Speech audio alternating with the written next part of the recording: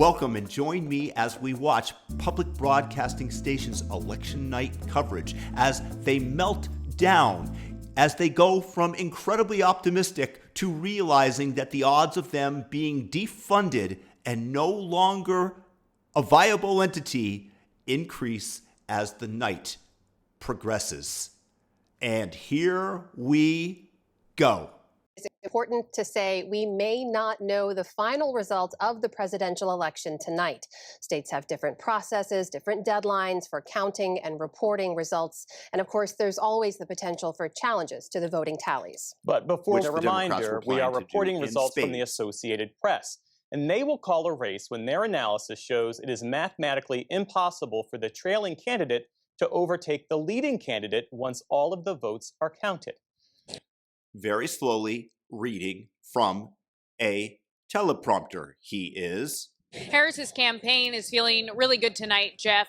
They've been sharing some of the statistics that they think shows that Harris could very well be on the pathway to 270. Specifically, they said that there is high Puerto Rican turnout in Philadelphia. That's what some of the campaign sources highlighted, and they think that that bodes well for them because of the fact that Donald Trump ended the last few weeks with that racist and sexist Madison Square Garden rally where the comedian made the racist totally racist, totally sexist joke about Puerto Ricans. So they believe that high turnout among... Yes, the racist joke, specifically, we'll probably say this again, was about the literal garbage problem in Puerto Rico, where the landfills are overflowing because they have too much trash. And this is what they are framing, once again, as racism. Liars, and attaching that to Donald Trump. Just horrendous reporting, and this is why they're going to be defunded. Puerto Ricans could very well help Harris in a city like Philadelphia. They also pointed to high student college turnout. Simply hired to go out and do it. The second concern that's been raised about this relationship is that Elon Musk has been, similar to Donald Trump, putting... Sorry, is anybody else's gaydar going off and pinging them like crazy?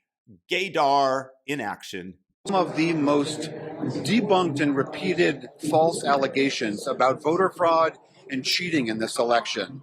And there's... The Democrats were completely honest in all of the elections. I mean, the Hunter Biden laptop story that the FBI had for over a year. Yeah, they knew exactly what they were doing. There's nothing nefarious going on. It's all the Republicans, Donald Trump. All this ongoing question as to whether or not Donald Trump, if, let's say, this does not go for him tonight or in the days coming, whether or not he will concede the election if it is fair. And Trump was asked this when he went to vote today in West Palm Beach and said, yes, if it's fair, I will. But in the hours since, he has continued to promote baseless claims that there is cheating in the swing states, particularly in Philadelphia and Pennsylvania. And having Elon Musk sitting next to him, who has been parroting those same claims on the enormous social media platform that he owns, X, makes a lot of people wonder whether or not Trump will in fact honor the outcome of this election. So it's a legitimate ongoing question that people are genuinely concerned. I'm pretty sure that Trump is going to honor the results of this election. And William, we saw even Republican officials in Pennsylvania having to come out to debunk some of that information. Former President Trump was talking about secretaries of state in a number of battlegrounds having to work to counter some of that misinformation already. But you probably heard Laura reporting earlier on... Everything reported on the other side is misinformation, is lies, it's debunked, and we're paying for this media coverage. Fair and balanced. That's where your tax dollars are going to. No wonder that they propagandize the youth in the manner that they do, because they have control of the airwaves. However small PBS is, it is representative of the left-wing propaganda apparatus. Some of what she's hearing from Harris campaign sources about North Carolina and Georgia in particular, two states we think could give us some kind of early indication of which way this night is going. If former President Trump loses both of those, his path to 270 becomes much more difficult. Have you heard anything from campaign sources or anyone in Trump's team about how they're feeling about those two states? The word that they are putting out is that they are confident. But so far, the campaign is bullish and confident that those things are going their way tonight. After the Puerto Rican island of garbage, whatever joke at the Madison Square Garden that we heard, it mobilized. And from what we're hearing initially, Totally I think we'll mobilized. find that Allentown, Reading, which significant Puerto Rican populations found that there was higher turnout than expected among those populations. When you move down, those were people who are open. And to the atmosphere of violence, we need to recognize that this atmosphere of violence that we are contending with is because one of the two candidates for president throughout his entire campaign has invoked violent rhetoric right up until You called the other candidate Hitler, tried to assassinate him, literal violence, tried to imprison him, and lied about him. Yeah, but it's violence coming from the right side, not the Antifa leftists and BLM mother effers that blew up cities and destroyed businesses. No, that doesn't count. Till the last couple of days. And so we are here because a person who used to be president of the United States and should know better and should be about bringing us together has decided not to do that aggressively. Yeah. Let's shift our votes counted. But in the order that they're counted, it could give an impression that one side is doing better than the other. Yes, although I don't think we're going to have that to the degree we did in 2020 because... Why do they have all these weird looking people on?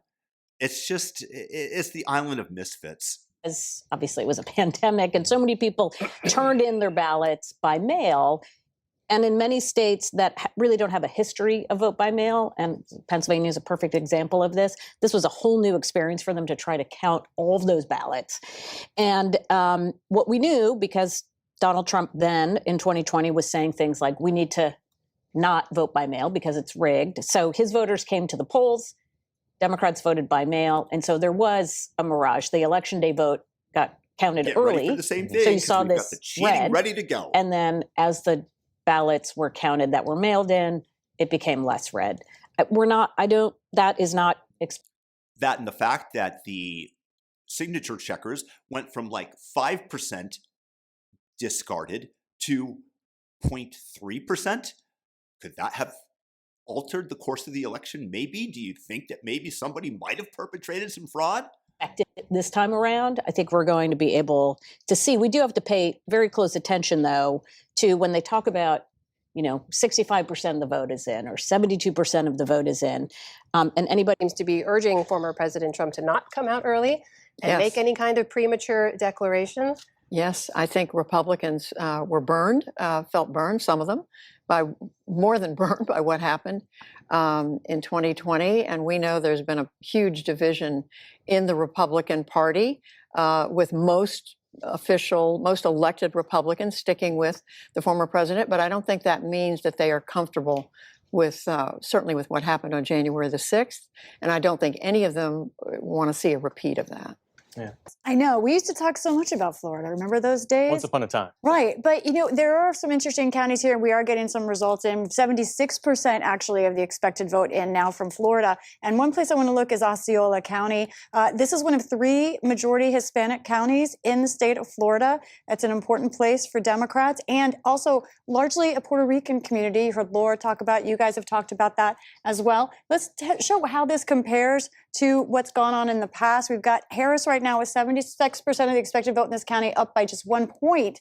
That is definitely a decrease from what Biden got in this county and Clinton. Now, there's still 24% of the vote left, but in this heavily Puerto Rican county, this is probably a disappointment at this point. Again, we still have more.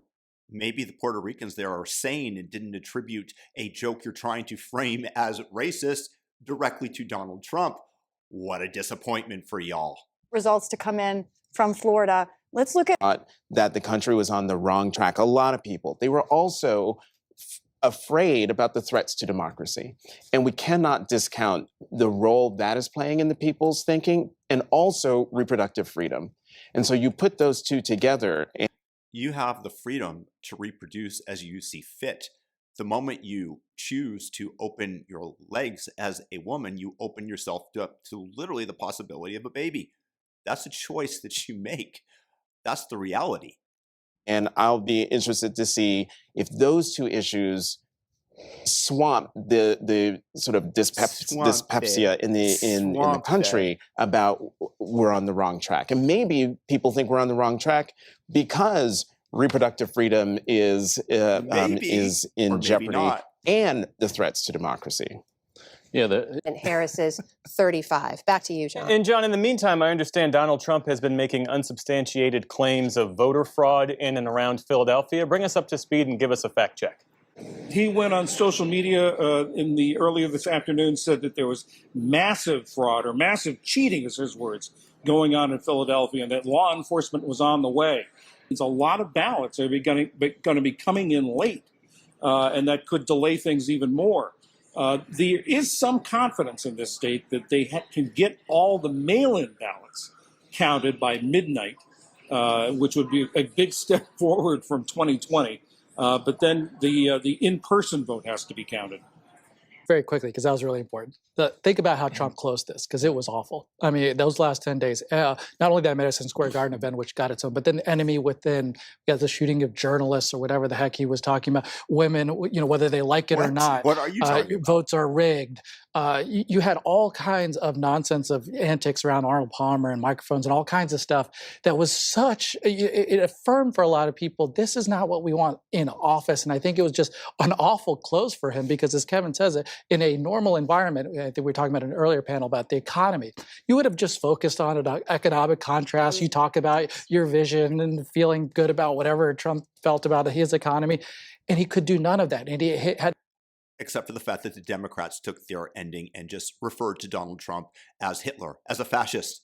Yeah, but Donald Trump should be talking about the economy. So thank you for giving him his talking points.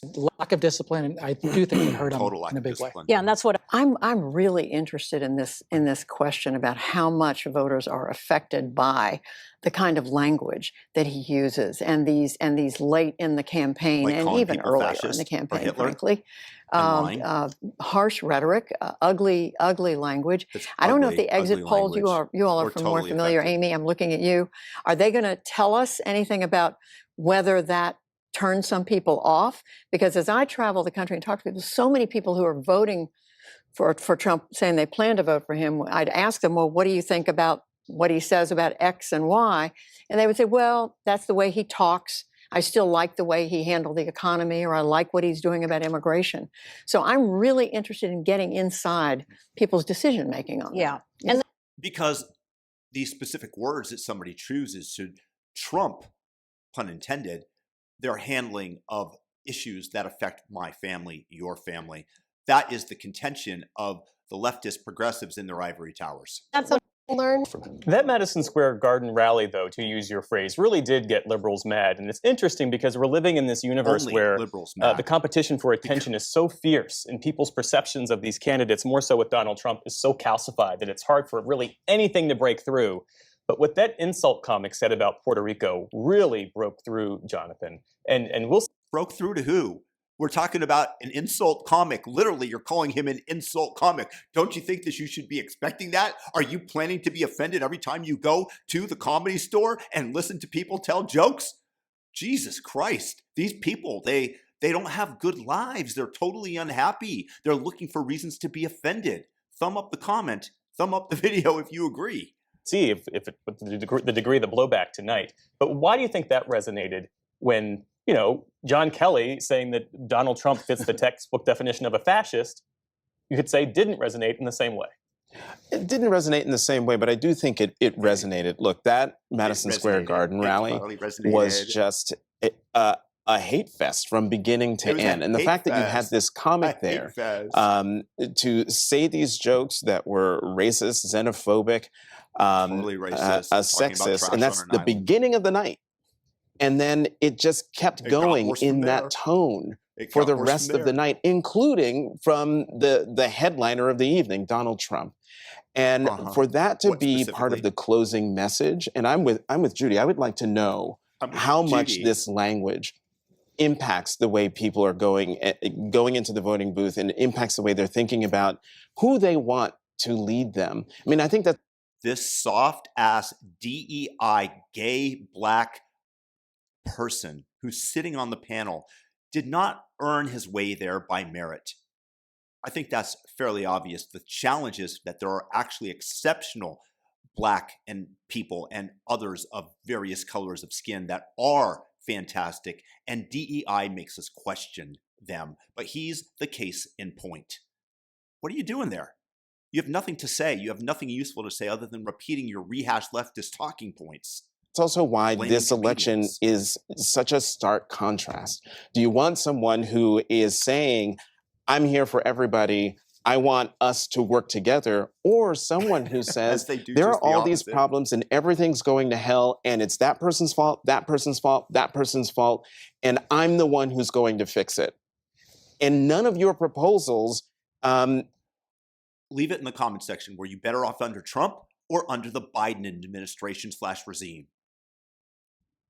Don't speak to unity. Do not speak to bringing us together. And so, I think that's liberals getting mad, is one thing. But I also think that Madison Square Garden concerned Americans. And let's not put the labels on it, but I do think a lot of Americans looked at that and thought, what the entire hell is happening, if they hadn't been paying attention up until that point. And we will see. Yeah, I have been out at the polls a lot today. One of the things that you hear over and over again is abortion. I heard that from men. I heard that from women. I've been pretty much exclusively in Philadelphia. I hear that every time I turn into leftist programming. Abortion, abortion, abortion. Get your abortion today. We're giving them away for free. There's an abortion for you, abortion for you, abortion for all of you. But it's really top of mind here. The other thing I've heard, and I was in, sort of Republican areas of the city as well as Democratic areas, the economy was the big one. Those were the two issues that I kept hearing over and over again. I know that you and the vice president are close. Have you spoken with her this evening or recently? How is she feeling about her chances, and how is she really feeling about this moment? I haven't spoken to her today, but she's feeling good. I mean, just think about it, Jeff. She's feeling good. In 107 days, she changed the entire dynamic of politics in this country. She gave it everything she had. We left it all on the field. Which isn't She feels good about her work. She feels good about the work of the campaign, and very, very optimistic. Autonomy that was later removed for their daughters and granddaughters. Certainly, it's a major issue. But I think that as I've been looking at exit polls, more women are saying that democracy is their number one issue. Democracy and then freedom. Yes, it's going to be important because no one wants to live in a nation where we are rolling back where we are mandated to take a vaccine that doesn't work, that our freedom of speech is curtailed. If you post the wrong thing, they'll take away your medical license. If you're a doctor in California, AB 2098, which Gavin Newsom and the like tried to pass in order to stymie doctors from expressing their medical point of view because you must subscribe to the regime's dictates. If you're talking about democracy, that's what we're talking about. Control our lives, our families' lives. No one wants to live in that kind of a nation. And so I think that it is going to be important, but it's not the only important issue. And so I'm really glad that she's talked about freedom of choice, but also about what kind of country do we want to live in, Jen? The one that leaps out at me here is Loudoun County, Virginia, which is an exurb of Washington. It used to be the fastest growing county in the country. It's now solidly Democratic. Harris is up by 16, but compared to 4 years ago, Trump is performing 9 points better. And so if we see a lot of red arrows in places like Loudoun County, then that's a warning sign for Harris. Jonathan? What? After that. Can we also clarify here, these are places where you say most of the vote is already in? Right. It would tend to come in faster in some of these rural counties, They're rural correct? counties, but Loudoun is a straight up suburban county. Right. Yeah. I mean, look, I look at the fact that Trump is doing better in Loudoun and better in these red counties already. Everywhere. I can't remember who said it on another network, that really what's happening tonight is America is basically on trial, in that we're going to find out who we are. If we want sanity or whether we want dogmatic, woke progressives scolding us and telling us what we must do and kneeling to people based on their color of skin. That's what America's on trial for. I chose sanity. I used to be a Democrat, by the way. Through this election.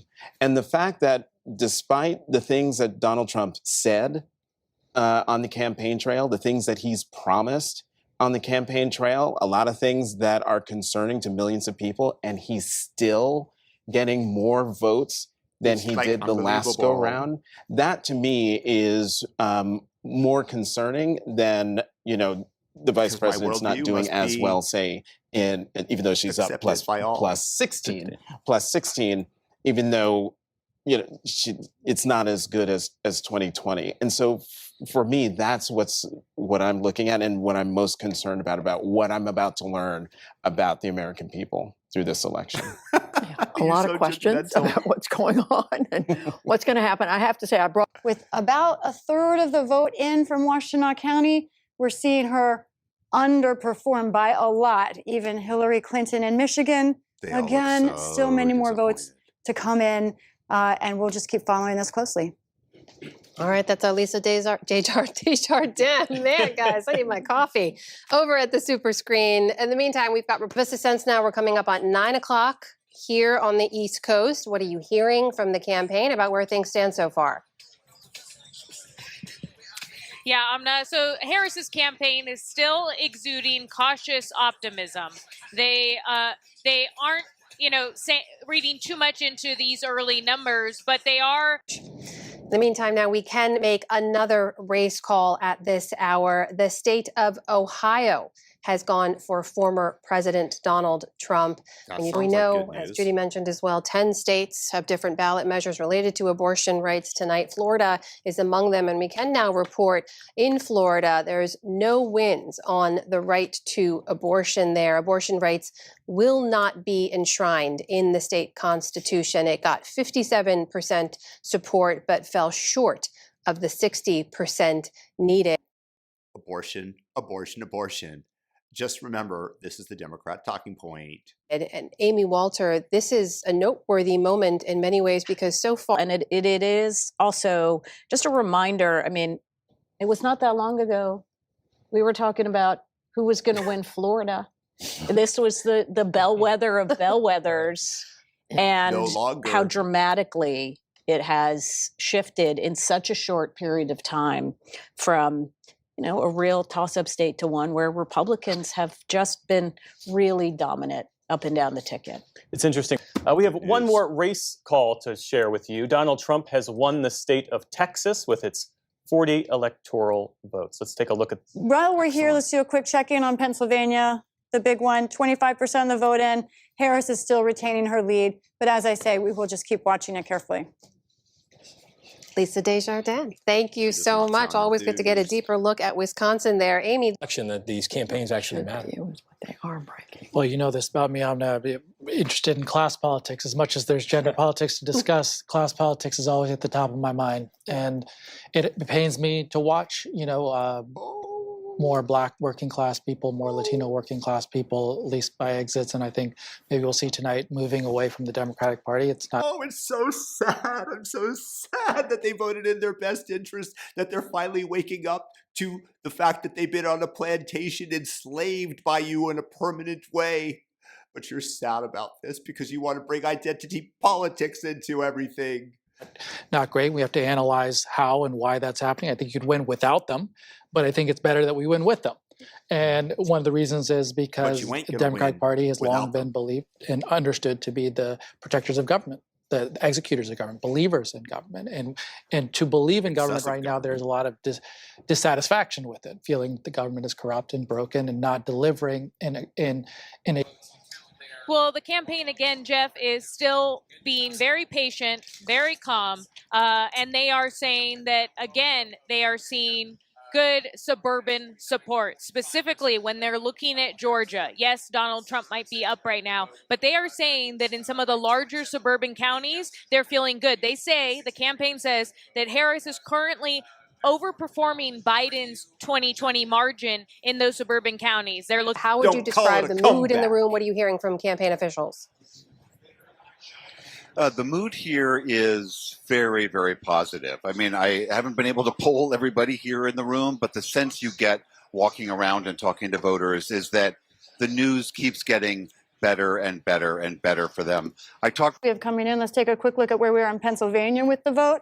This key state. 55% of the vote Trump is up 51 to 48, but we do have some big counties to come in still. And let's look at the percentages here. Philadelphia, only 45% of the vote in. This is a place where you see Harris running up the total. There are thousands more votes for her here that have not been counted yet. So even though it's close, there are some big areas still to come in here in Pennsylvania. Agree with that?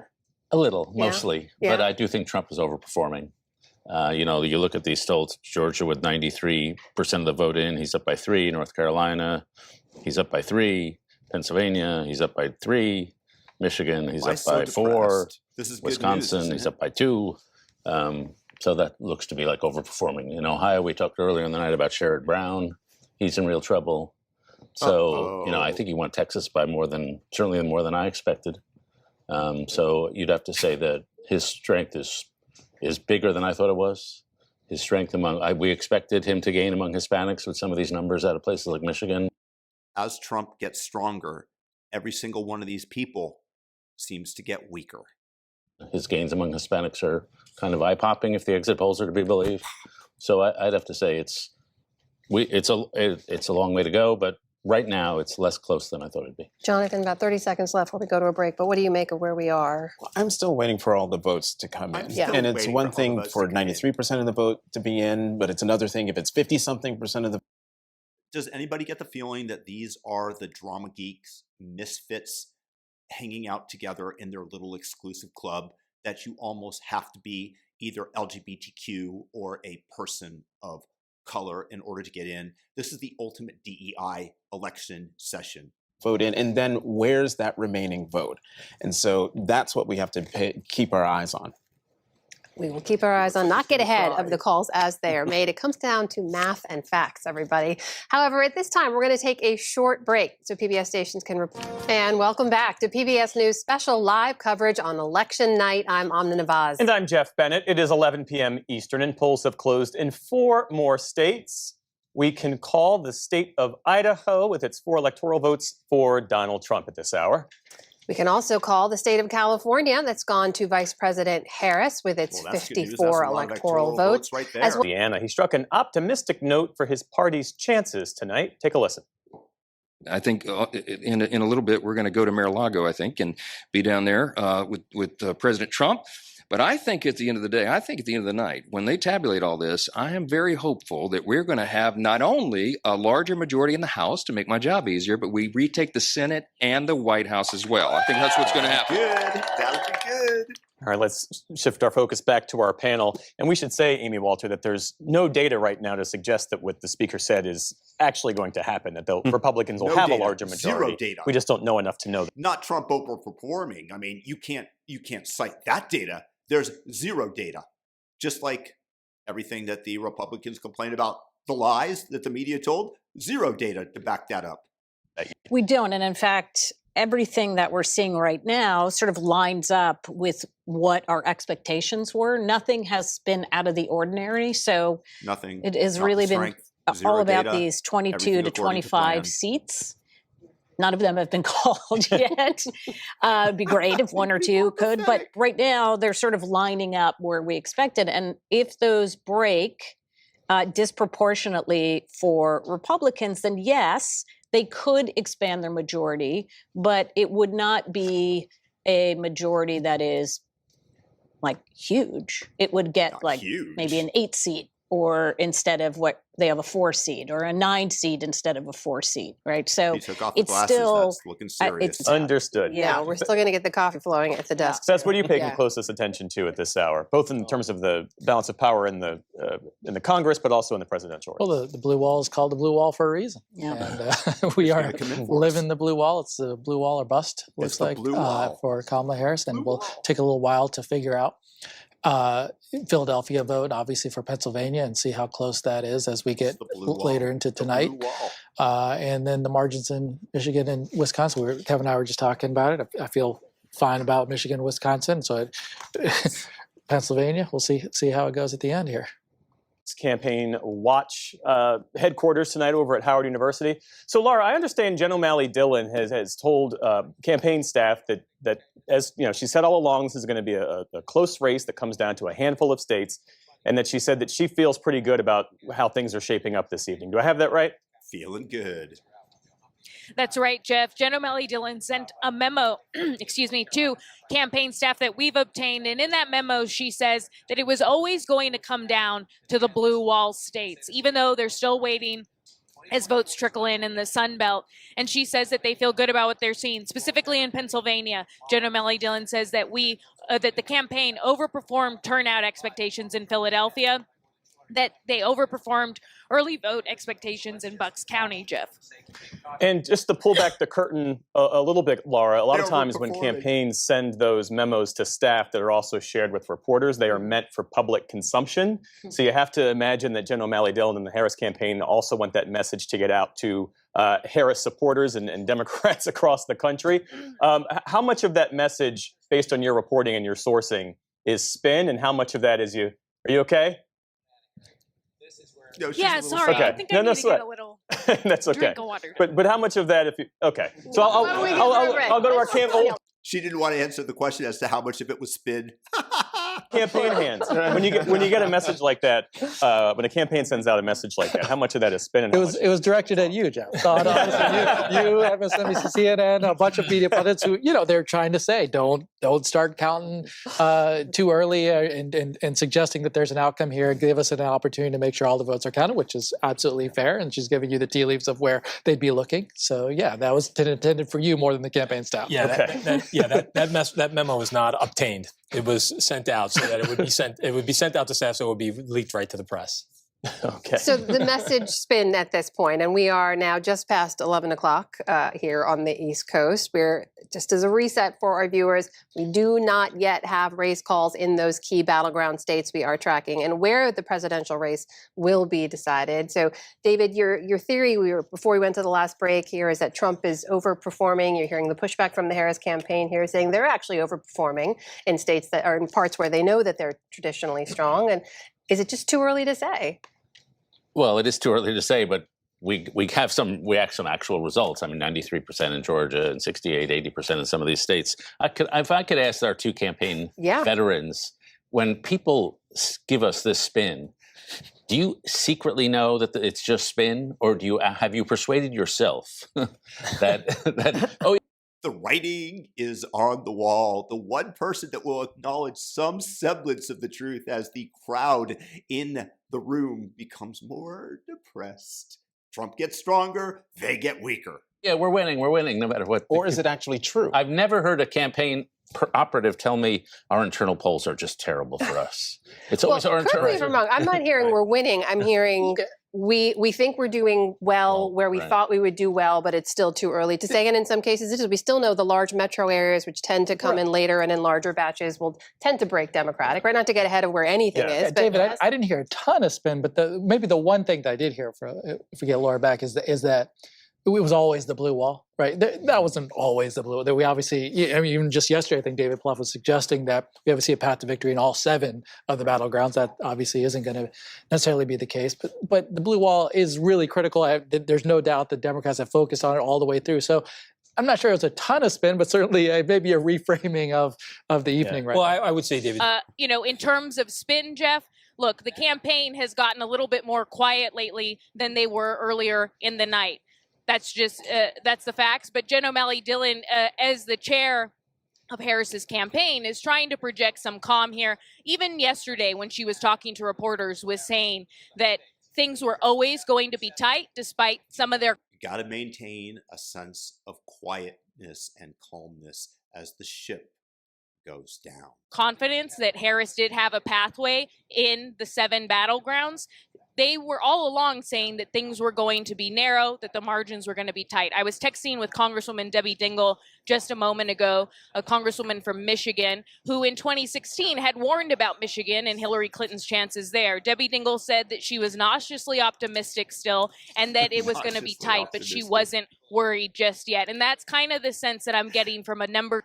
Is that a downgrade from cautiously optimistic to nauseously optimistic? of Democrats, those here, those elsewhere, that they are trying to be as calm and patient as possible and still feel as though there is a pathway for her in those blue wall states and when Nevada comes in. Nauseously optimistic is something I've heard from other Democrats as well. Laura Brownlow. In recent weeks, when it looked like Kamala Harris might have some momentum, you hear more of that talk from former President Trump then. So now, does this suggest that he may be winning? He's feeling better, feeling more confident, as William was reporting. So he doesn't need to put those allegations out there, which, by the way, most of or all of which were unfounded. There was no evidence of any fraud that anybody could find. I mean, we've got people all over the country looking in every state and every voting jurisdiction. So what was it based on in the first place? Well, the other thing we've heard repeatedly from him is just continued election denialism from 2020. And Jonathan, when we go back to this Arizona Senate race and we talked about candidate quality, Carrie Lake, the Republican candidate there, who's continued to say that the 2020 election was stolen. And right, it's not translating at the ballot box. It seems in Arizona, but you look at polling of Republicans, and the fact that a majority of Republicans believe that the 2020 race that Donald Trump won or was stolen or was irregular is quite concerning. But you were just talking about, and just had a brain freeze. What were we just talking about? Trump's messaging. Trump. Oh, so Donald Trump is probably the most transparent person in politics. And so when he's frothing about cheating and fraud, and all the final weeks of his campaign, he didn't feel good. He thought he was losing. And the fact that he's gone quiet on social media, I don't take that as he's probably... I don't know what to say. I mean, he went from nothing's lining up the way I was hoping that it would, so I'm going to try to make hay out of nothing. Looking at the New York Times needle, which is sitting there in the red and thinking, okay, and whatever data he's getting, and well, I don't have to do this anymore. But I suspect as we go later into the night, we might see him gin it back up. And if he starts doing something on his social media site or doing things on Twitter, that could also be a sign. I hate the fact that they're constantly complaining about Donald Trump calling out fraud, because the fact is that there were definitely some people that might have planned it. So if Trump preemptively claims it's so, knowing that people are going to be looking for it, it makes them a little bit less likely to do this, especially if he announced that there might be repercussions if there was proven fraud. So go F yourself, Jonathan Capert. Would you agree with them? Yeah, I give him time. He'll say something stupid. I mean, one of the Kamala Harris hit him at the end for fascism. And I thought that was not the right way to go at him, because to me, the problem with Donald Trump is not too much order, but too much chaos. And so I think the main threat of... As opposed to letting millions of illegals stream across the border in order to bolster your future election prospects as Democrats, bribing them to vote for you with giveaways from the American taxpayer, that's not chaos? Okay. But Trump presidency it'll just be not only chaotic the way it was in sort of a shambolic way in the first term, but now that we have global threats, chaos in the United States is a truly terrible thing.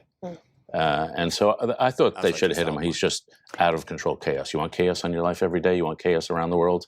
Because in my view, the American electorate tends to vote for the candidate they associate with order. Well, but that was the Nikki Haley argument, wasn't it? He's bringing chaos. He will bring chaos. But also the vice president said, he's unhinged, he's erratic. I mean, saying exactly what you're saying. Yeah, go back to the question. I mean, in your view, what accounts for the durability of Donald Trump as a public figure? A large percent of Americans think elites have betrayed them. I mean, his core story resonates, and if you get your core story right, then the facts don't matter as much. And I think he's got that core story right. Though that's a subject which, if he wins, we're way ahead of ourselves right now. But if he wins, that's a subject a lot of us really have to do some deep thinking about. Why is his strength so durable? And why with the Democrats, with all the strength they have, With all the strength, you mean with all the media backing them up, trying to turn Kamala Harris into the second coming of Jesus Christ? Barack Obama, bring the joy from the most unpopular vice president who everybody knew was a doofus with a low IQ to the most joyous person on earth. That's the media. That's the Democrat strength. They've been unable to really deliver a blow. We have a key race call to share with you. Donald Trump has won the state of North Carolina with its 16 electoral votes. And to me, I'm mystified in some ways, simply because we're talking about a twice impeached, 4 times indicted, convicted on 34 felony counts former president. That's one bucket. Maybe people are smarter than you and they realized that it was complete lawfare by those who want to maintain power, and they're using you as their paid DEI surrogate in order to convey the message, and you've actually managed to take on these beliefs. But maybe people are smarter than you. Maybe that's why you should be mystified. Why am I not smarter? Do you not realize that you're a DEI hire because you're gay and black? Another bucket, you have all of the things he's been saying on the campaign trail that gets to the decency that the woman was talking about in that last report, and how she wanted to vote for Vice President Harris because she didn't like that Madison Square Garden rally. Fake news that she made I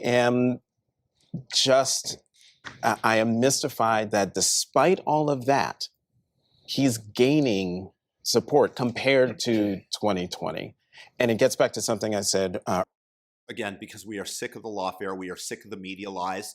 I used to be a Democrat, and I went out of my way from abroad to figure out how to vote for Donald Trump in the state of Nevada. Earlier, at some point, one of the hours ago, that who are we as a country? And we're better than you. Better than you. Even though you're black, I can still say that. Because on a human level, I don't think that you're much. We're starting to find out. And from what I'm seeing right now, I'm not sure. I like it. Well, Judy, this is you don't like it. A minuscule portion of the population, and I think this gets to my bigger issue: that hammering away at transgender people, promising a mass deportation plan, without talking about how are you going to distinguish between who's here legally and who's here illegally. It's very simple. If you have papers, if you have fingerprints, if you haven't crossed the border and committed crimes, do you think that Trende Aragua should stay there, which you all claimed was a total fiction, and then said, well, it's not happening that often, which is the same thing that you all always do? Disruption and chaos that he is promising for the country is stultifying. And that's why I am mystified by why we are here. Not saying that anything has happened. I'm mystified how you have a position as an anchor at a major television station. Oh, wait, that's right, DEI. There's my answer. And that the race has been called or anything. Right. But again, we're about to find out about half the country was down with this. And Democrats have put forward the people Democrats have chosen to put those arguments forward haven't made the sale yet. We don't know what's going to happen. We still have time, baby. Fast forward to the current moment, you cannot draw a through line to the message that he is trying to convey to the American people. It was objectively dark and undisciplined. So is it less about what he is saying and more about what he embodies? Is that Jeff, I disagree with you there. Harris has been at the top of the ticket. Mm-hmm. We have spoken at length and in great detail about this campaign that they had to kind of get going, shift over from one candidate to the other, message discipline. They seemed pretty nimble, had a good rollout.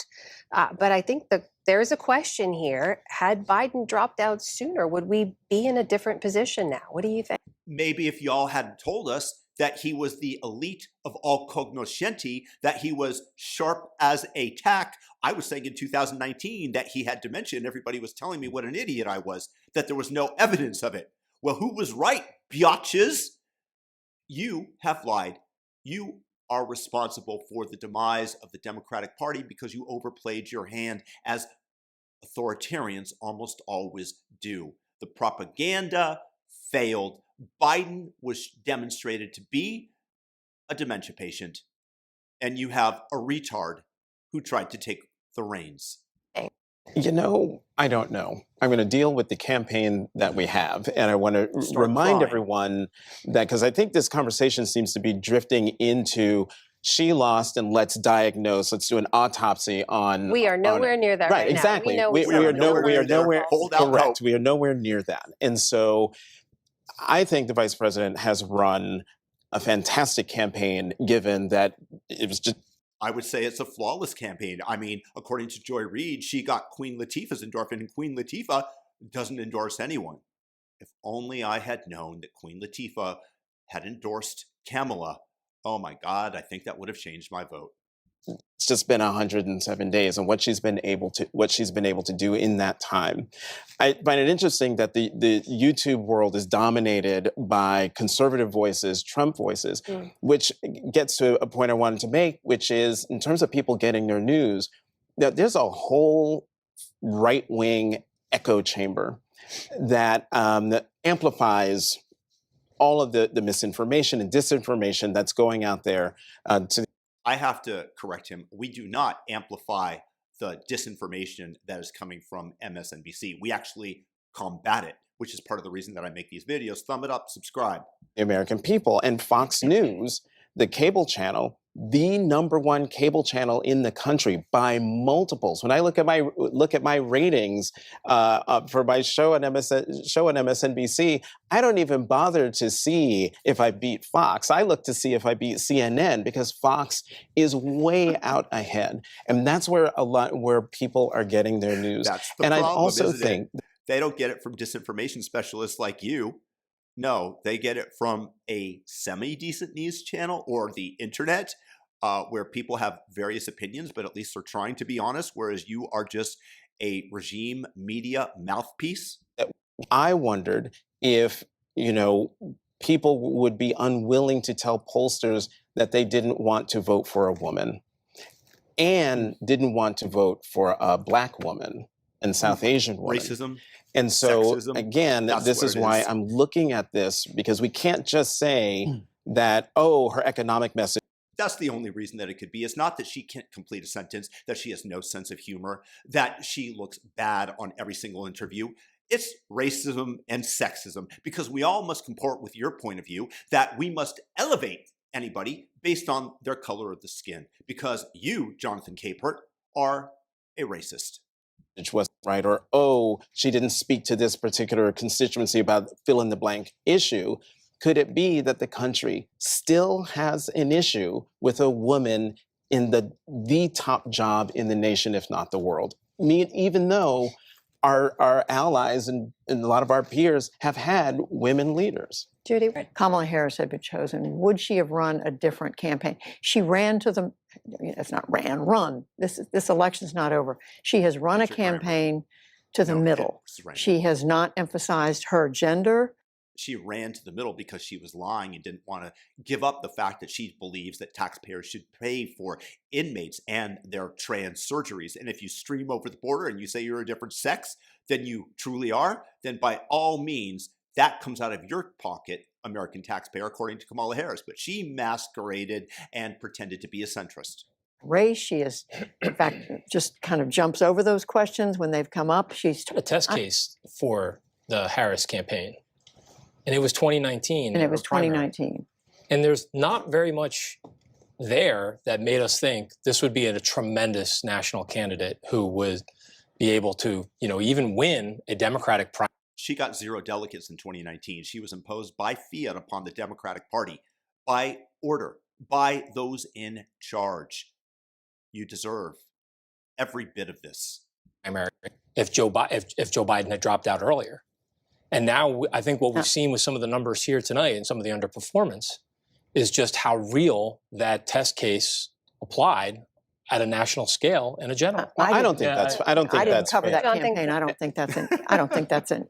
That's not apples and apples. No, I mean, also because remember in 2020, but primaries make you stronger, and she didn't go through primary. Well, fine, but again, she got out of the race because anyone paying attention to that race, as long as Joe Biden was in the race, he was going to take the base of the party, and that's African.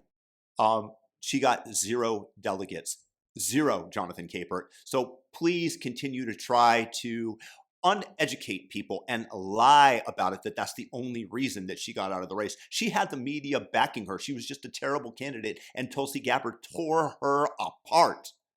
Tulsi, now a Republican. Sanity. American voters. And so she looked at the handwriting on the wall and got out. But you can't use you cannot use her failed run in 2019 and hold it against her after watching this incredible campaign she's run now. If she was such a disaster, is it incredible? Kevin, if she was such a disaster, and can you not take it? I'm sorry. You absolutely can. You can take 2019 and apply it here. I mean, did she run an incredible race? If 2019, if she were running the race she ran in 2019, we would not be having this conversation right now. We should turn. Oh my God, he's an idiot. Oh my God, thumb the video up if you agree. Leave me a comment. Oh my God, look at him looking sternly. What a great, I'm going to take that as I'm taking that. That's my thumbnail right there.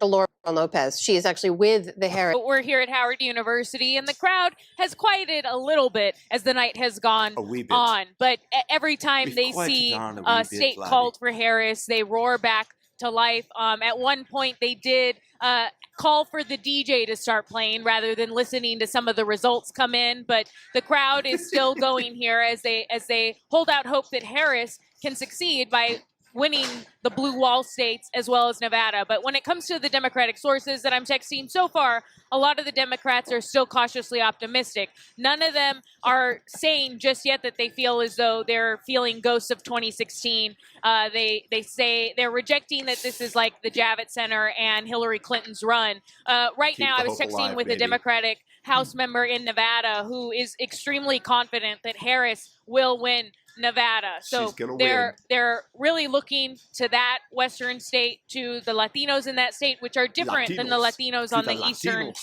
in the Eastern states. And again, it really is going to seem like it's coming down to whether or not Harris's campaign was able to use their extensive ground game, which many had seen as far more extensive than Trump's, to drive up turnout in Milwaukee, in Detroit, and in Philly. And that is what they're looking to right now.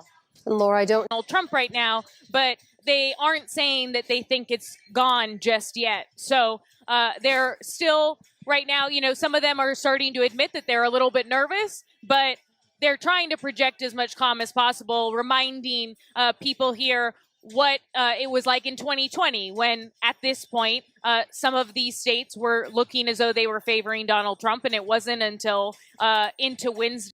Until they could bring out the pre-printed ballots that they had stored away.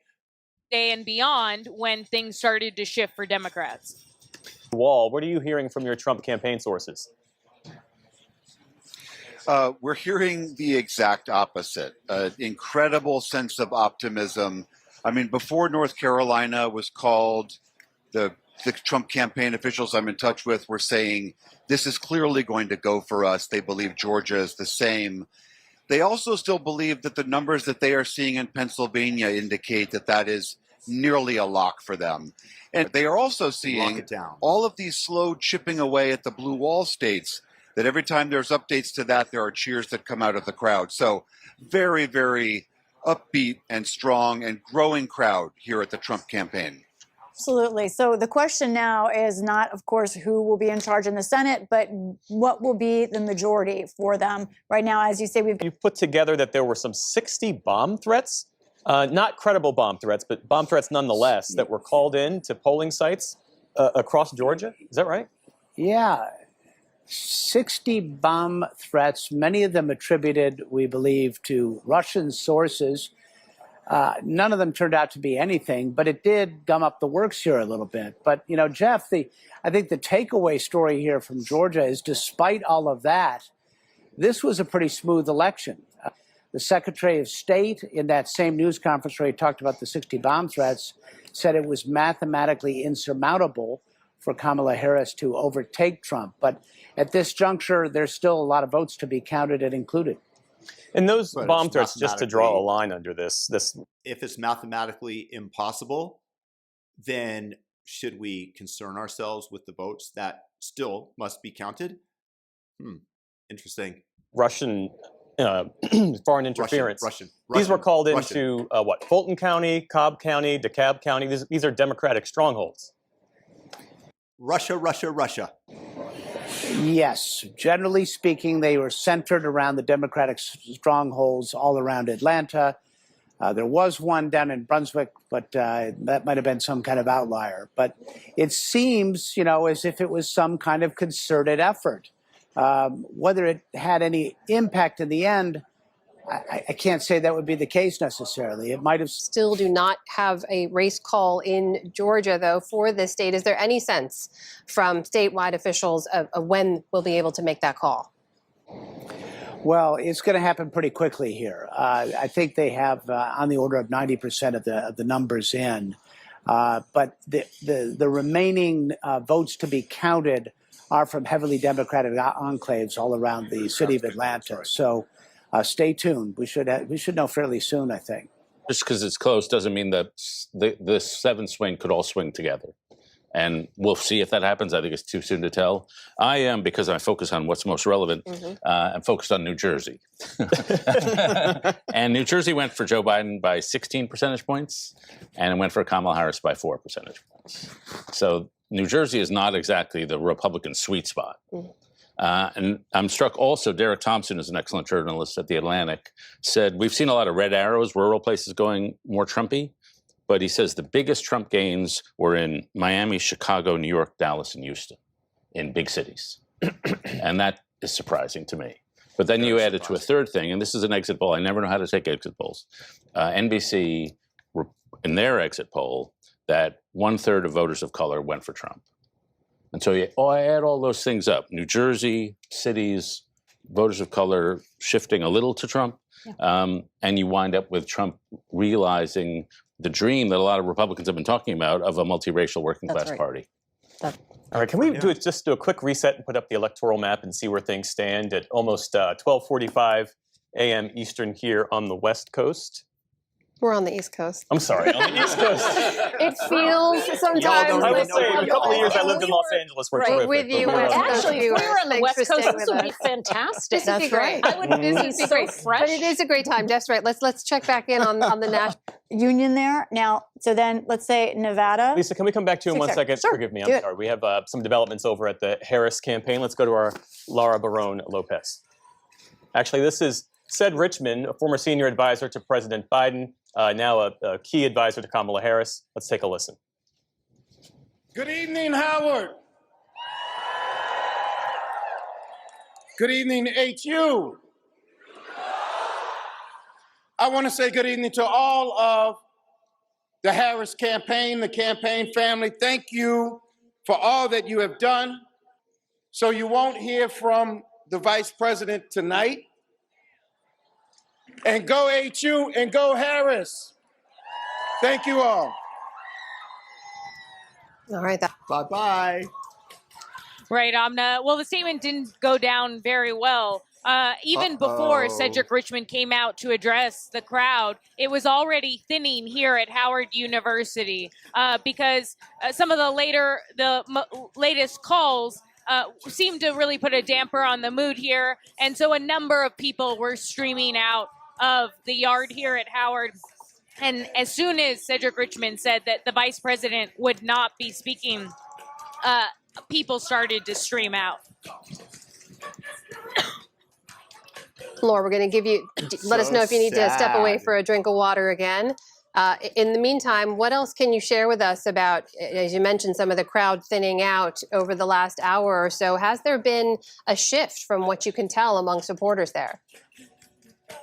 I'd imagine so. Yeah, I mean, the mood, Amna, is one that is very anxious and nervous. Supporters are still holding out hope that the blue wall is going to come through for Harris, that Nevada will come through for Harris. But again, they are really upset that it's coming down to this narrow pathway for the vice president. So far, there isn't that much pointing of fingers in terms of the Democratic sources that I'm talking to, because the Democrats in those blue wall states are still trying to keep optimism going in terms of her pathway there. But we still, as you well know there, we may not know until into tomorrow how that vote count is looking in those blue wall states, in Michigan, in Wisconsin. And so that's created, a sour and sad mood here for a number of Democrats. Aw, I feel so That's our sorry Laura for Barone you. Lopez at the Harris watch party is there, over, baby. which is now ended, it Subscribe. seems, for the evening in Washington, D.C. Back here. The mood here is as on fire as it has been all night long. And fuego. And William, there's a bit of news that we can share, and we should say that while some of the other TV networks have called the state of Georgia for Donald Trump, the Associated Press has not. And I'm going to read here directly from my computer because this is important. It says, Donald Trump, this is from the Associated Press, Donald Trump is leading in Georgia, but the AP decision team still sees a path, albeit a very narrow one, for Kamala Harris to take the lead in the state. Harris is bettering Trump in the votes cast before Election Day, and there are still potentially enough of those kinds of votes. Bring out those pre-printed ballots that have been pre-signed and without a single fold in them that were normally done when you send them back. Bring them out, baby. Left to be counted to push her ahead of the former president. The race is still too early to call.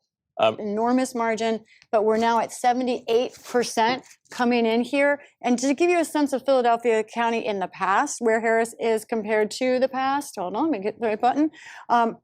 Look at this. So right now, she is behind where Biden was in Philadelphia, which was also behind where Clinton was. That's not where they want to be. She needs to do better than this with the remaining vote in Philadelphia in order to do well here in Pennsylvania. I'm also going to continue our coverage here. So here I am again, Amy Walter. Wow, so we didn't even... Here I thought I had a break. Right. I was really looking forward to that. So anyway, I think sometimes it's not even reported. That's a major race call in the state of Georgia. We can now report, according to the Associated Press, that has gone for former President Trump. And here is a look at where the national electoral map now stands. Former President Trump. Best. Well, we'll see how the outcomes of this go. I look to the House and the Senate. Trend lines are not great right now for Democrats, but hopefully, things they're will turn. really great. Wrestling with the Trump presidency with House and the Senate, which is one possibility. How much sadder could you be, you sad sack of Shiite? Be clear, there could be a number of other possibilities, but the amount of disruption that is we're on the cusp of is not imagined at that point. If you got that much power and that authority, well, she's sort of got to run the table, and she's behind in all the states right now, so she'd have to catch up and go ahead in all those states. So I went to the New York Times map, and they've got this neat little feature that shows shift from 2020, and I wish I could show it to the audience, but the red that is on this map is what's sobering. Given everything I've said over the last 5 hours, I do think that this race is always going to be close. That the vice president's path, even though they were hoping maybe North Carolina, maybe Georgia, that it was always going to be through the blue wall states. So the fact that we don't have those results and she's told folks to go home is not surprising to me. But because she's losing, assumptions are being challenged in this election. And this map here says to me that no matter what happens in this election, no matter who wins, we as a nation have to have a conversation about why this map looks the way it is. Yeah, because it doesn't make any sense to me, because I have a lower intelligence than everybody's told me that my IQ is superior. But it doesn't make any sense to me. I can't figure it out, so let's have a conversation. I've explained it to you, but you haven't gotten the message, Jonathan Capert. And I hear all the things about economics and populism and things like that, but we also have to factor in some social issues that could also be at play. Why they voted the way they voted. And I'm not sure if people are willing to be as honest as I would like them to be to talk about why this shift is happening. It's so broadly as I'm looking at this map. Judy, you're looking at the same map. I'm seeing it over Jonathan's shoulder. It's very red. We don't know the result yet. We're still waiting for these states to come in. I'm already thinking about unifying the country. To what extent, and were people asked in the exit polls, who do you think will do a better job of bringing us together? I know that's been asked by pollsters for the last few years. And in most cases, the Democrat would win that by some margin. But half of the country, or almost half the country, is going to be unhappy with this result. What does that look like? It looks like sanity when we dissolve the DEI policies and the wokeness that has engulfed America and brought us to the precipice of annihilation as a country that leads the world. The leader, whoever it is, whether it's Donald Trump or Kamala Harris, what are they going to say to the American people about that? Are they even going to address it? So I'm already thinking, what happens to the country? What happens to people who didn't vote for the winner? Where do we go from here? Hopefully you guys move to another country and take your idiotic ideology with you. Why don't you move to communist Canada, Great Britain, or North Korea? They're all pretty much in the same vein of your ideology of what you would like to inspire for the world. And Harris is up by 2 points. How does that compare historically? It's not great. It's not good for her. It's good for Donald Trump, where he is outperforming both 2020 and 2016.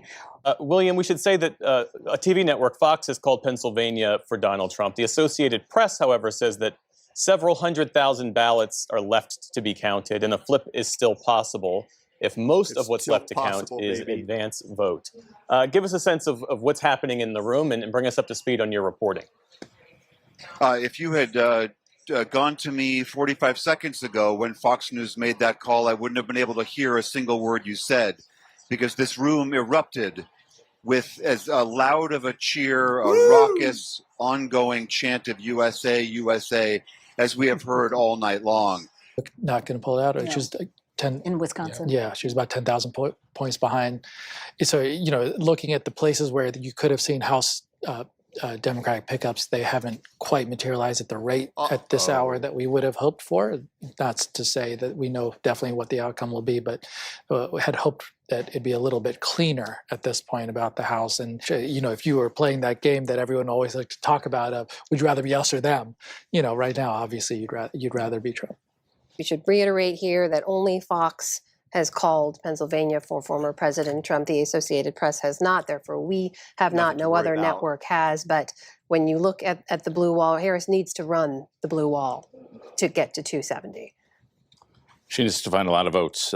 She's down by 3 and down by 6 in Michigan, which is kind of surprising, though there's some of the big Democratic counties are still out there. Thank God. So that'll She tighten. can still do it. But down by 4 in Wisconsin, if you had told me that. I am really looking forward to Jonathan Capert once it's announced that Trump has won. He's had a little bit of time to absorb it, but I think that we might be in tune. Something good might come out of it. The gap in Wisconsin and Minnesota would be the same. I would have been surprised because Minnesota is a pretty Democratic state. And so it's just, there's not much more you can say, but there's a prevailing wind in this campaign, and the wind is touching pretty much everywhere. Prevailing wind, which I hope shifts. She has to win the blue wall, and it is my fervent hope that Fox, that call by the other network, is the other network that we cannot name because it's 1:30 in the morning. I can't even think anymore. But we cannot name that other network because it's like Voldemort. It is my hope that the AP will flip that. Fox was premature. That Fox was premature, and that she hangs on. And if she doesn't, we could be looking at it. Sounds like we're saying a Republican White House, Senate, House. The House is going to be really Supreme hard Court. because we've got, between California and Oregon and Washington, there's so many races out west and Nebraska. So PBS's Rachel Maddow. It does feel a little bit too early. I haven't been able to look at all the math, but it's probably right now that Democrats are up 1 and overall, but they're probably going to lose at least 1 Michigan, if not 2, and so that will even it back out. And if your team lost, your instinct is to start blaming the voters. And it's always useful to, in my view, the voters are not always wise, but they're usually sensible. They know their own lives. They make sensible calls. And so instead of rushing to blame them for this or that, just humbly, like, what are they trying to tell us here? And usually there's a valuable lesson in there. As I understand it, is outside of what the Harris campaign election night headquarters used to be. She's joining us from a parking lot. Is that okay? Oh, actually, no, Laura, you're still there. You're still there. So bring us up to speed. I'm still here. Okay. So bring us up to speed. Yeah, so as you can see behind me, Jeff, the yard, which is where the election night event for Harris had been set up, has entirely cleared out because after Cedric Richmond said that the vice president was not going to be speaking tonight, people were just started streaming out. She is expected to speak. Look, the campaign has gone almost entirely quiet at this point. The vice president called a lid. Her pool did, so we aren't getting much from her vice presidential office side, and the campaign has not been sending really any more updates in terms of what they're watching closely. Everyone is waiting on tenterhooks at this point for the former president to show up. I'll interrupt you here just to share a bit of news, which is that Fox, and only Fox, this one network, has declared former President Trump the winner. Associated Press has not called it, therefore we are not calling it. No other network has called that, but that may have been what triggered this response we're seeing now. I don't know if you can hear that behind me through this microphone, but that is now what is on the screen behind me on Fox News, on these 2 massive screens here in the room. Fox News has just declared that Donald Trump is going to be the next president of the United States. Just a level set for our audience. I know you're fighting a lot of noise in the room there, but it's coming up on 2 o'clock here on the East Coast. Only one network, Fox, has now said that former President Trump has won the presidential election. The Associated Press has not called this race. There are still a number of key battleground states they have yet to call. No other network has called it at this point, but that is the reaction you're reporting on there in the room, correct? Everyone here thinks this race is now over.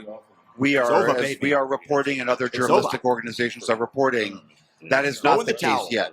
Again, in the course of our conversation, in the course of our broadcast this evening, it may turn out to be that way. But thus far, it has not been declared that. As Laura was reporting, the Harris campaign certainly believes that they have maybe the most infinitesimal chance, but a chance still, that they could eke out some final victory and get some of those remaining blue wall states. But according to everyone in this room, that ship has passed. Trump is the next president. Kick us off here. We're in a very unique position here, we should stress, in which a number of people, maybe millions who are watching Fox, believe that this presidential race is over. We have not called that yet because Associated Press has not called it. No other network has called it. There are still a number of key states to be called. But what are you? For Pennsylvania itself, where are we? Still 94% of the electoral expected vote, and we're still at about 200. We've gotten a few thousand votes in, not very much since I last talked to you, but still Kamala Harris has to find 200,000 votes in this state, and really there are not a lot of spots where she can go. As I said, in Philadelphia, looks like millions of Americans believing it's already over. Well, I expected Trump to declare victory tonight, no matter what. Totally acceptable. But I didn't expect that he'd have some cause to do so. And so it's over, baby. We're in the normal Trump world where I think a normal candidate would wait for all the networks to endorse, but he doesn't play by those kind of rules. So it's welcome to the future. Jonathan? Well, I come to elections with a sense of humility, simply because polls don't vote, people vote, and so in elections we finally get to hear what the American people have to say. And I've come to this election with an open mind, and I want to know what the American people have to say. What was it, 6 hours ago? I was mystified by what was going on. And now I can't help but think that process it? if this election seems to be, if it proves out that the millions of people who are watching Fox News, if that ends up being the case, then what are you talking about? I can't help but wonder if the American people have given up on democracy. Isn't this the definition of democracy? People voting for a presidential winner, but because it doesn't conform to your framing of what democracy should be, should look like, then we've given up. This is a low IQ individual. Simply because I'm looking over your shoulder. You know, right now, Donald Trump has 51.2% of total votes. 51.2. Oh, Judy, my God. which is better than he had in the previous two. Was it 48%? Is When was that the last right? time a Republican got 50? Was Just a couple things. Number one, this is not where we thought we would be. I think many of us thought this election could go on for a day or two or three longer. As David just said, here we are. We could be knowing the result within hours. Better just to let the voters speak and see what happens. And we're going to know soon enough. I mean, we see where the arrows are pointing, but we don't know yet. We just don't want to admit it and go there. Shake things up. Faz, how does that fundamentally upend the rules of politics such that Democrats know them and have known them? Well, I want to be, as David mentioned earlier, be humble about learning and challenging our own assumptions. So one of the assumptions for a lot of Democrats was the gender gap would work to their advantage. You know, to a degree it didn't, but it did. Why should the gender gap work to Democrats' advantage when they don't even know what a woman is? But, you know, if you think of it, the Biden win in 2020. Amy Walter, is there any place where Kamala Harris is overperforming Joe Biden in 2020? I was just trying to look at that because when I look at, and again, I'm not going into this county level data, just looking at every one of the states. And as you're looking, I should say, we have the live shot up of the podium there because we expect Donald Trump to come out and address his supporters literally any minute now. Just to see that, you know, this looks a lot more like what we saw in 2016 than what we saw in 2020 in terms of states that we consider pretty blue: New Hampshire, Minnesota, you know, Virginia, places that Biden won by really big numbers that you kind of assumed would follow suit if at the very beginning of this conversation when David was talking about blues getting bluer and reds getting redder. But in this case, there wasn't enough of the blue getting bluer, even in blue states. Right. And we should say that Fox was first to call Pennsylvania for Donald Trump. So too are ABC, NBC, and CBS. We here at the NewsHour are not, because the Associated Press has not called Pennsylvania for Donald Trump. Because we're holding out hope. About that, I mean, the idea, if Donald Trump does win, what happens to the Never Trumpers? Especially if he winning the popular vote. All six of us, I could call them. Meet in the same phone booth. No, I do think, I would say among the Never Trumpers I know, a lot of them are Democrats now. There are very few who have remained and Republicans, and I think this result will only confirm that decision and shift people over. Here we There go. he is. Here we go, baby. The President of the United States of America, Donald J. Trump. As Donald Trump takes the stage there, we can now report that the AP has called the state of Pennsylvania for former President Donald Trump. He's taken the stage there with his wife, with his son Barron, with his running mate J.D. Vance and his family, and also the Trump adult children. We're going to go live now to Florida, where former President Trump, is expected to speak. That's great news, baby. America has a chance. Together we can truly make America great again for all Americans. So I want to just tell you what a great honor this is. I want to thank you. I will not let you down. America's future will be bigger, better, bolder, richer, safer, and stronger than it has ever been before. God bless you, and God bless America. Thank you very much. Thank you. Former President Donald Trump addressing a room of supporters on this election night, and we should note declaring himself the winner in this presidential race. The Associated Press has called Pennsylvania, which now brings Mr. Trump to 267 electoral votes, which is not yet over the threshold of 270 that he needs to win, but it is quite close.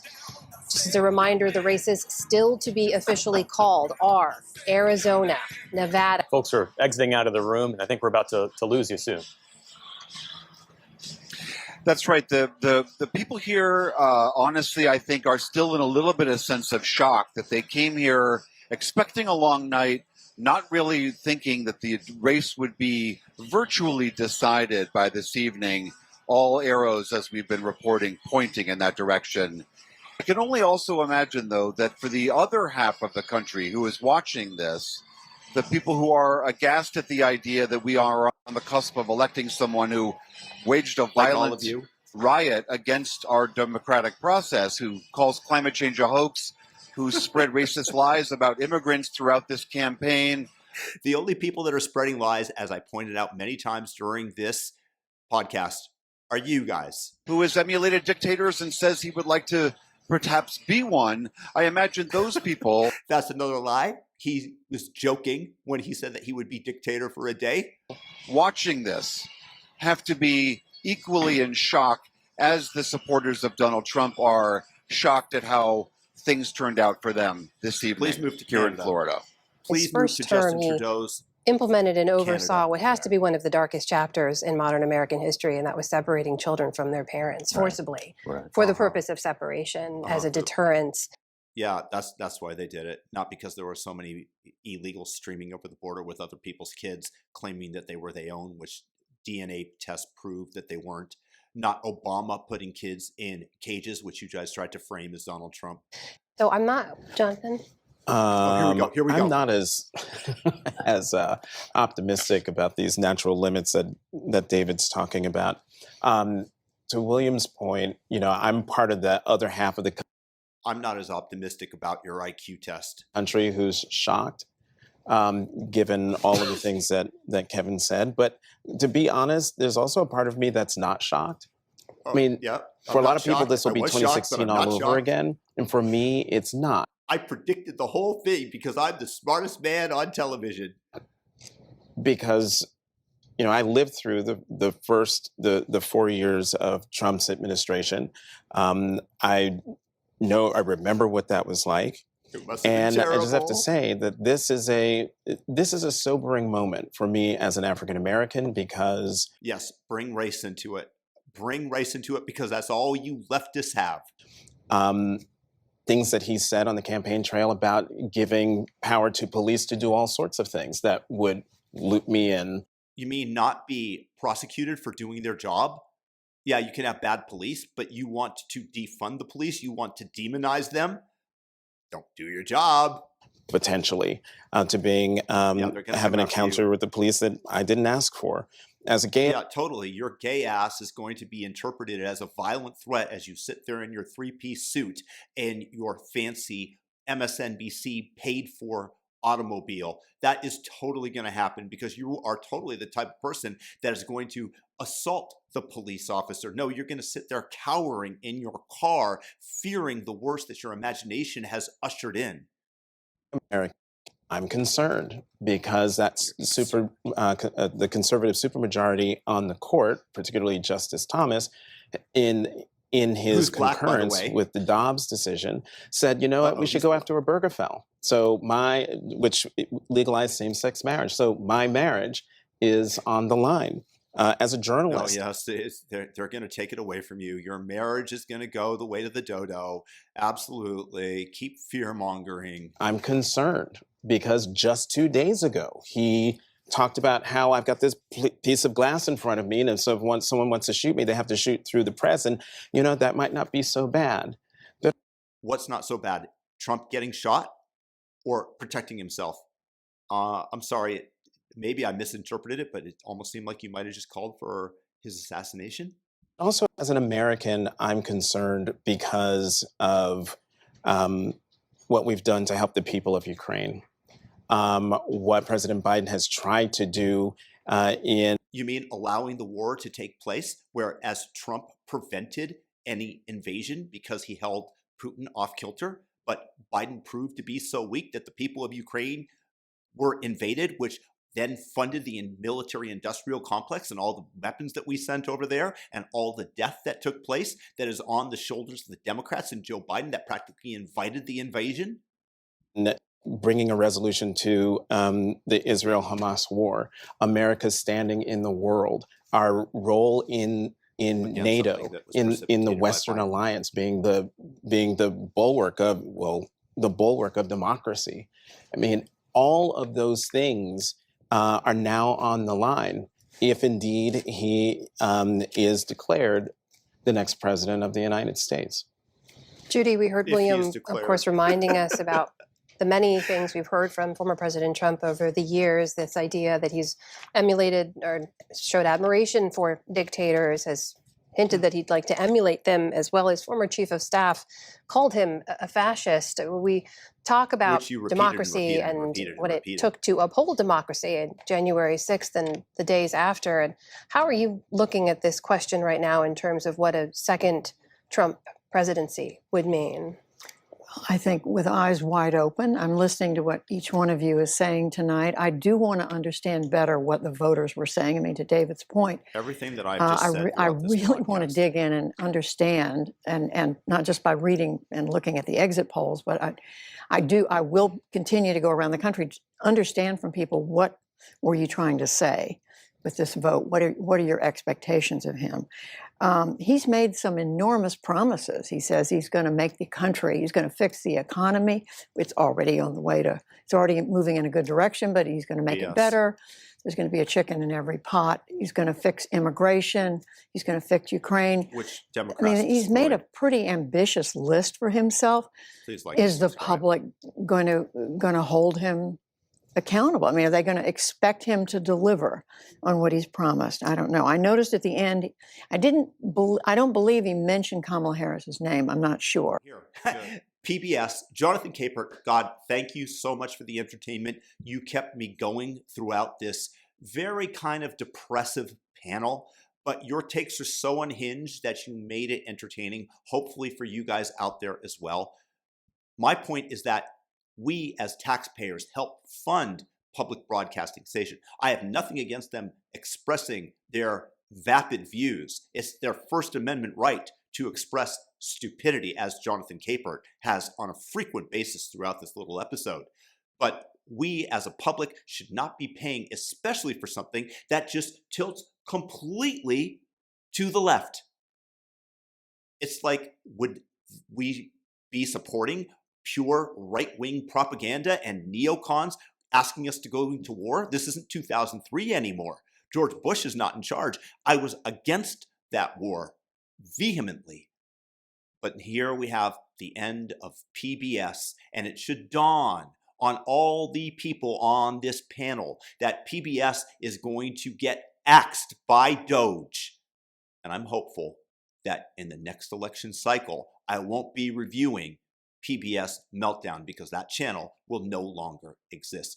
Thumb up the video, share it with a friend if you enjoyed it, and subscribe. Have a fantastic day, and thank you so much for watching the whole way through. God bless each and every one of you, and let's hope that Donald Trump does an absolutely phenomenal job as president, even for Jonathan Capert out there, who I don't wish ill to. I just happen to think that his IQ is well below 90. Peace.